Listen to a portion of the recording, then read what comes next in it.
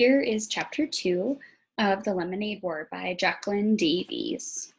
Chapter 2 is titled Breakup. And then it gives you the definition of breakup. It's a noun, dissolution of a unit, an organization or a group of organizations. The Justice Department sometimes forces the breakup of a large corporation into several smaller companies. Jessie didn't get it. She just didn't get it. What was Evan's problem? He'd been acting like a weirdo for 2 days now, and it was 2 days ago that the letter had arrived. But why would he be so upset about that letter? This is a puzzle, Jessie told herself, and I'm good at puzzles. But it was a puzzle about his feelings, and Jessie knew that feelings were her weakest subject. Jessie sat in the cool darkness of the basement and thought back to Monday, the day the letter had come. Everything had been normal. She and Evan were putting together a lemonade stand in the driveway when the mailman walked up and handed Jessie a bundle of letters. Evan never bothered to look at the mail, but Jessie was always entering contests and expecting to win, so she flipped through the letters right away. Boring, boring, boring, said Jessie as each letter flashed by. Hey, something from school, addressed to Mom. She held up a plain white envelope. What do you think it is? Dunno, said Evan. He was in the garage, uncovering the small wooden table they usually used for a stand. It was buried under 2 snow tubes, 2 boogie boards, and the garden hose. Jessie watched while Evan gave a mighty pull and lifted the big table up over his head. Wow, he's gotten so big, thought Jessie. Remembering what Mom had said about Evan's growth spurt, sometimes Jessie felt like Evan was growing twice as fast as she was, growing up and growing away. It looks important, said Jessie. It looks like bad news, which is what she thought in her head. Was there a problem, a complaint, a mix-up? All the nervousness she'd been feeling about skipping to 4th grade suddenly burbled up inside of her. This table's really dirty, said Evan. Do you think we can just cover it with a lot of cups in the pitcher and no one will notice? Jessie looked. The table was streaked with black. No. Evan groaned. I'll clean it, said Jessie. Evan had only agreed to have a lemonade stand because it was one of her favorite things to do. The least she could do for him was clean the gunk off of the table. Maybe, she said, holding up the envelope again, they're postponing school. Maybe the first day isn't going to be Tuesday, you think? That got Evan's attention. Let's ask Mom to open it, he said. Up in the humming cool of her office, Mrs. Tresky read the letter through once. Well, she said, this is a curveball. She looked right at Evan. Jessie thought her face looked worried. Evan, you and Jessie are going to be in the same class this year. You'll both have Miss Overton. Jessie felt relief flood her entire body. The same class? If she could have wished for one thing in the whole world, that's what she would have wished for. She would wish to be with Evan, and Evan would make everything easier. He would introduce her to all those 4th graders. He would show them all that she was okay, not some puny 2nd grader who really didn't belong. But Evan didn't look so happy. He looked angry. Why? He asked in an almost shouting voice. Mrs. Tresky scanned the letter. Well, the classes were small to start with, and now some of the 4th graders they thought would be attending aren't because they're moving or switching to private schools. So they need to combine the 2 small classes into one bigger class. That is so unfair, said Evan. I wanted Mrs. Scobie, and I don't want... He looked at Jessie. That is so unfair. Jessie was surprised. This was great news. Why didn't Evan see that? They had always had fun together at home. Now they could have fun in school, too. It'll be fun, she said to Evan. It will not be fun, said Evan. School isn't fun. And then he stomped downstairs and locked himself in his room for the rest of the afternoon. They never finished the lemonade stand, and here it was, 2 days later, and Evan was still all locked up, even though he wasn't in his room. He wouldn't talk to her, and he wouldn't play with her. So Jessie went up to her room and did what she always did when she was upset or angry or sad or confused. She started reading Charlotte's Web. She had read the book about 100 times. She was at the good part, the happy part. Wilbur had just been named some pig, and he was getting all kinds of attention from the Zuckermans and the whole town. But Jessie couldn't settle into the happy feeling. The one that usually came when Charlotte said, "I dare say my trick will work, and Wilbur's life can be saved." Instead, she kept noticing an unhappy feeling, tap, tap, tapping on her shoulder. And it wasn't the unhappy feeling that came from knowing that Charlotte was going to die on page 171. It was Evan. She couldn't stop thinking about what he had said. Jessie could only remember one other time that Evan had said, "I hate you," to her. Grandma had been over, and Evan had needed help with his math homework. He had that frustrated, screwed up mouth look that he sometimes got with math, or spelling, or writing reports. Mom called it his "he's gonna blow" look. But Grandma couldn't help him because it was all Greek to her. So Jessie had shown him how to do each problem. Well, she just sort of jumped in and done the problems for him. That was helping, wasn't it?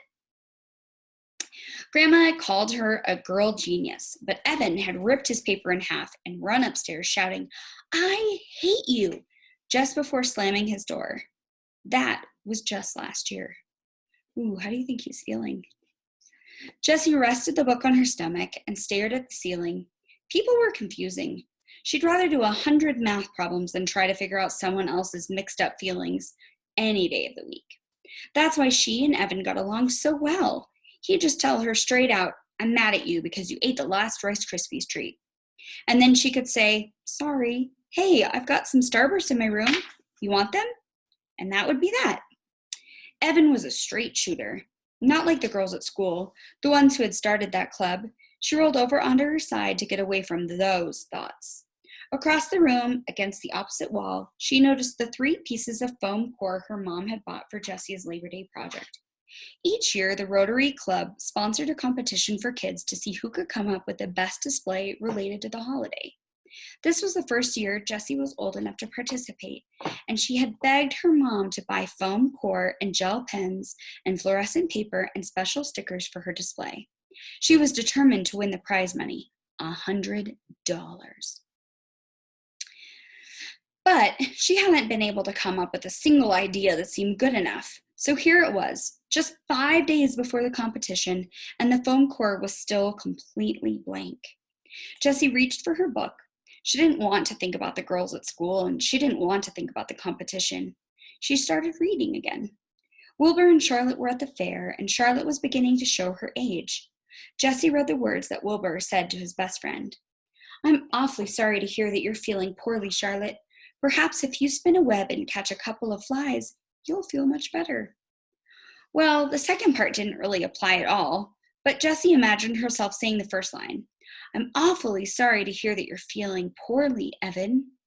It sounded about right. At least it would show him that she cared, and Jessie knew that this was important when someone was feeling upset. She decided to go downstairs and give it a try.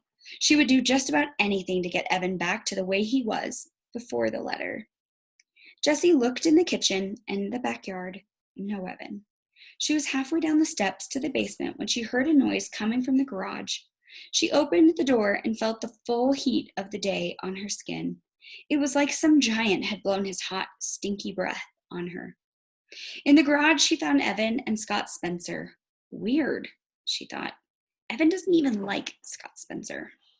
They'd been on again, off again friends from kindergarten, but ever since Scott had purposely put Evan's bike helmet under the wheel of the Treskys minivan so that Mrs. Tresky ran over it when she backed out, the friendship had definitely been off. Jessie looked from Evan to Scott and back again. Now she had no idea what to say. "I'm awfully sorry to hear that you're feeling poorly, Evan." Didn't seem to make much sense when Evan was obviously having fun with his friend. She tried to think of something else to say. All she could come up with was, "What are you doing?" The boys were bent over a piece of cardboard. Evan was writing letters with a skinny red felt-tipped pen. The purple cooler was in the middle of the garage and 2 plastic chairs were stacked on top of it. On the top chair was a brown paper bag. "Nothing," said Evan, not looking up. Jessie walked over to the boys and peered over Evan's shoulder. It says, "Lemonade, 50 cents. I misspelled lemonade.